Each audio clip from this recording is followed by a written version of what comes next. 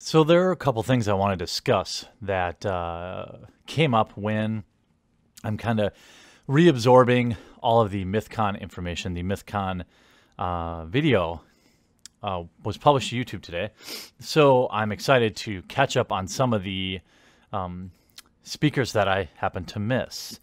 And I was going through the various podcasts. I actually listened to a lot of podcasts because work is boring, as you all know. And I listened to the breakdown that Thomas Smith did. He's got, according to his own words, I assume this is a joke. He seems like a sarcastic guy. He has many famous podcasts, including Serious Inquiries Only, which this one happened to be Opening Arguments, Comedy Shoeshine. Now, I think if you like his podcast, that's totally cool. And it's not really my thing, but it's not bad. It's well produced. The guy can hold a conversation. I listened to all 1 hour and 40 minutes of his breakdown of Mythcon because, of course, I was expecting some things. And it was pretty benign. Most of it was him. There were times in the podcast where he says things like, the only reason I went to Mythcon is because I'm a man of my word, and I don't want other people to suffer from my own mistakes. But this is not how he acted, right? If he truly believed that, he wouldn't have stormed off stage at exactly his allotted time. He would have stayed and answered more questions for the fans that paid money to see him. I assume there were people in the crowd that wanted to see Thomas Smith. I'm sure there are followers from his podcast that paid up to $175 to see him, and to have him storm off stage isn't very respectful to them. It's certainly not being a man of your word or honoring your commitment. Now, he's made no bones about his dissatisfaction with the way the convention went down, and he's entitled to that right. But I have a small concern. In most of the hour and 40 minutes, it was just him trying to vent, and I think that's totally admirable, and I respect that. Had I been in his shoes, I would need to vent too, and I would probably seek those that would tell me it was going to be okay. I think that's a totally human thing to do. But then it takes a sinister turn, and I don't really understand what it is about some people that leads them to rely on threats. And it's probably equally from far-reaching levels of both the left and the right. But I'm exposed to it more often from those in the social justice crowd who are constantly boycotting something or complaining about another thing. Pushing their slacktivism to the max by tweeting out angry tweets. But I think he goes a bit further in is essentially threatening Mythcon that if they don't fire or remove somebody in a position of leadership, he will actively try to sabotage their convention. Now, I'm not a big letter of the law guy, so just as a guideline, I want to justify why I use the word threat, because people may think it's being sensational, but it is by definition a threat. And I will show you, by use of his own words, that he makes a very serious threat, one that would qualify as at least very close to the line, in my opinion. A threat is defined as a statement of intention to inflict pain, injury, damage, or other hostile action on someone in retribution for something done or not done. Now, I will show you where Thomas Smith specifically says if changes in leadership are not made, he will actively try to harm the con. And in this case, that harm being caused is financial, of course. And just because it's, quote, only financial doesn't mean it's not the definition of a threat. So let's listen to this bold statement that Thomas Smith, host of many famous podcasts, has to say. Okay, so I'm going to bring it up. If you want to listen to the original, this is a publicly posted podcast. And again, I think if you're a fan of him, you should listen to him. You should at least give. I mean, in a world where there's infinite time, we can't listen to anybody. But I think if you want to check him out, you should, and make your own decision. And obligatory, don't send hate. This is a discussion for us to have in the comment section here. I support opinions on all sides, but I don't support, witch hunting. That's their tactic, so to speak. And I don't want to be part of that. So let's listen to his message to Mythcon organizers. In the group. I know there are. But your group is under the control of people who have some really bad ideas. When you invite people like this to your conference, you get the crowd. He's talking about Sargon. You get a crowd of people who cheer for sexual harassment and boo trying to define a word or even phrase a question. This is now, in his defense, I can understand why he feels this way. He was antagonistic to the crowd, something he admits regret for in this podcast. So I'm going to give him a pass on that. I think he was emotional and he felt attacked, and whether or not he set himself up for that, it was the situation. But he brought it on himself. Not worthwhile. I want to also point out the rest of the event was fine. The rest of the conference would have been very interesting. One of the most heartbreaking things about this was that after our debate, the nonsense, all of the bulk of the audience who were just Sargon sycophants left. And now, see, here's the I have a problem already, right? He doesn't know people that left. If I was next to Sargon the entire time, and there were at times a large group of people, maybe 30 people, 40 people. I think they said they sold 500 tickets or something like that. Many hundreds, apparently. So certainly not everybody left. But there were people that left, but that's entirely their right. It's not a tragedy to be mourned. If you paid money, I wasn't there to see everybody equally. I was there to see a few specific people and hopefully a few more. And I think it's unrealistic to expect everyone to sit in their seat when the school bell rings and you have a chance to go hang out with somebody you're there for. And the debate between Azra Nomani and Faisal Saeed Al-Matar, that would have been a very interesting debate. Now, I apologize. I was nice guys, done by the way, with that event for the... By the way, he's admonishing people for leaving. He's self-aware enough to denote that he, in fact, left after his panel. But then he makes an excuse for himself, right? So if you left after their panel, for whatever reasons you had, shame on you. Because he left, it's just because, well, you couldn't possibly understand, right? I didn't see it. It's okay if he does it. Apologize for that. But for that audience... when you put on a conference like this, you aren't getting a bunch of people engaged in these debates and everything. You got people who were there for a shit show.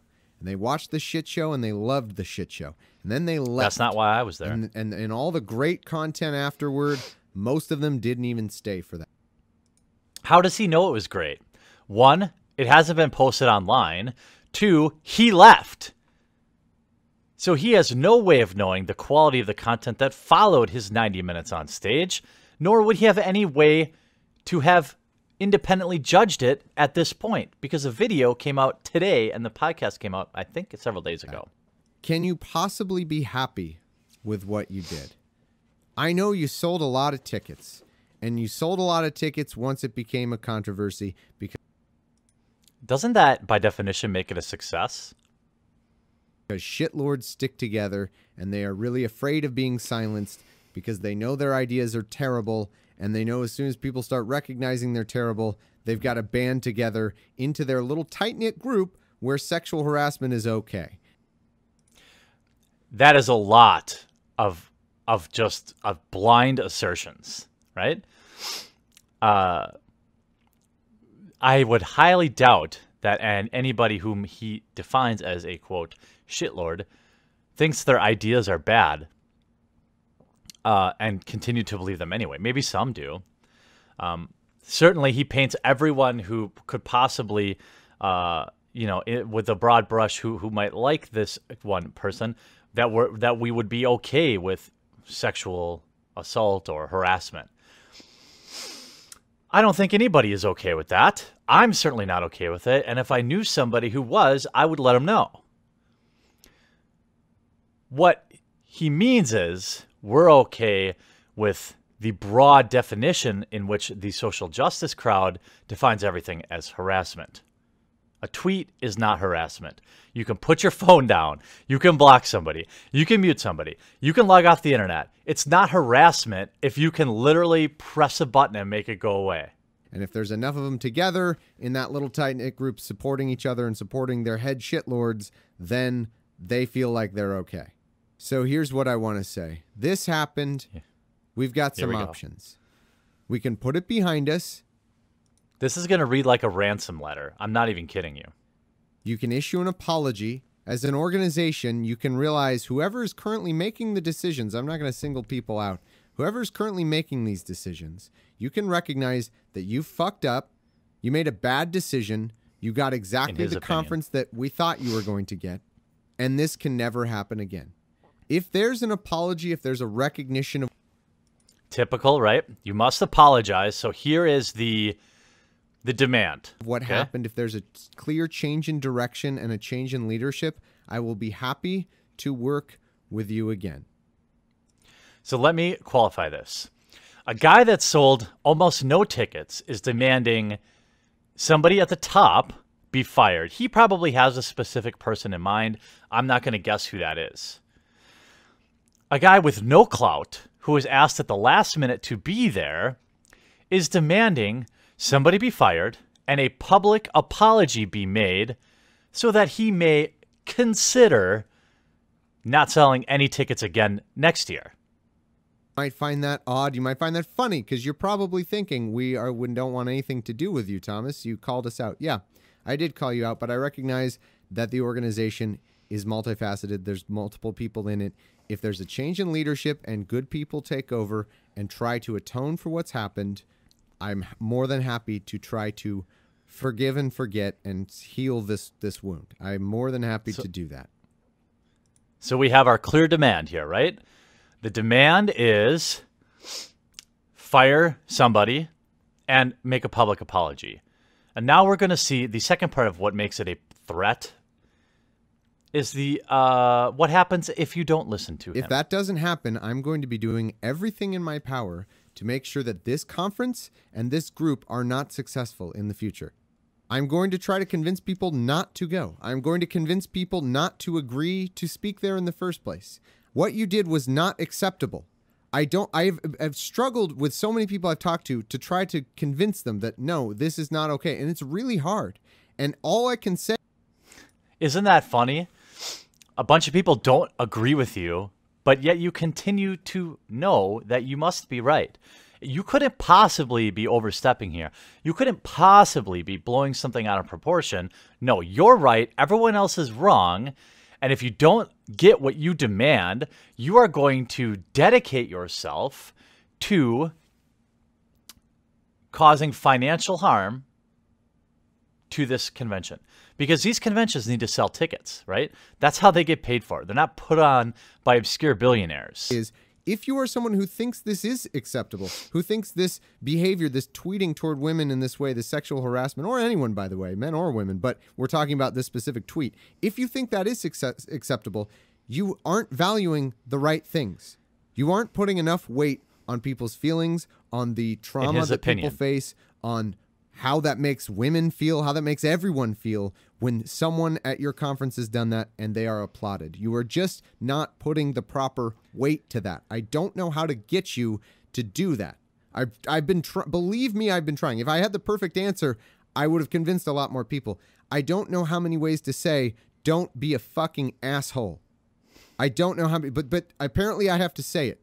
So recognize that you have overlooked that. You have not valued that enough and realize you made a mistake and change. And furthermore, what I encourage you to do, if you are a part of the Mythicist Milwaukee.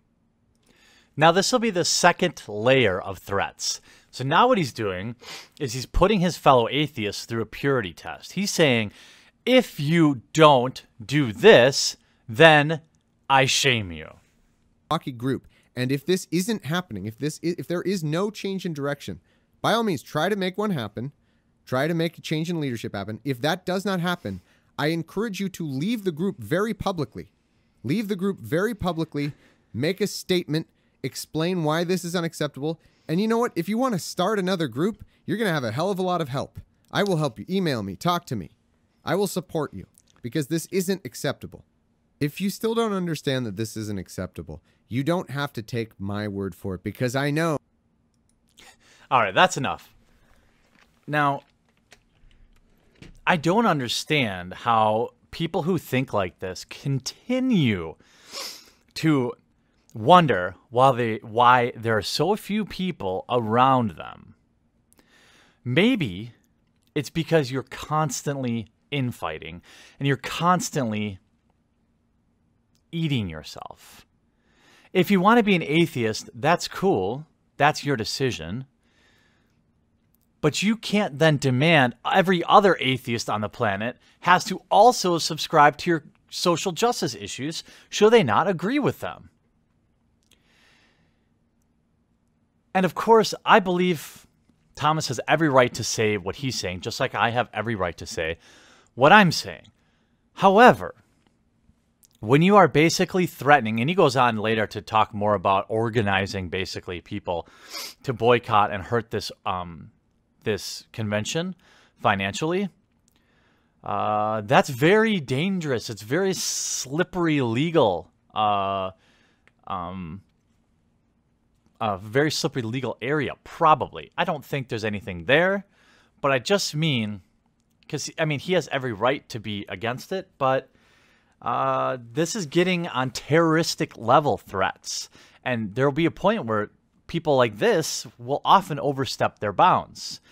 I think it's totally fine to be upset about something or to speak out against something, but when you're organizing to destroy something that people attend of their own free will, that maybe you just didn't have a good enough time, just think about that. Think about how you're sticking your finger in everybody else's face and telling them that they're an asshole, and this is how you talk about other people. I mean, a little bit of self-awareness, Thomas, would go a long way to getting more people to agree with you.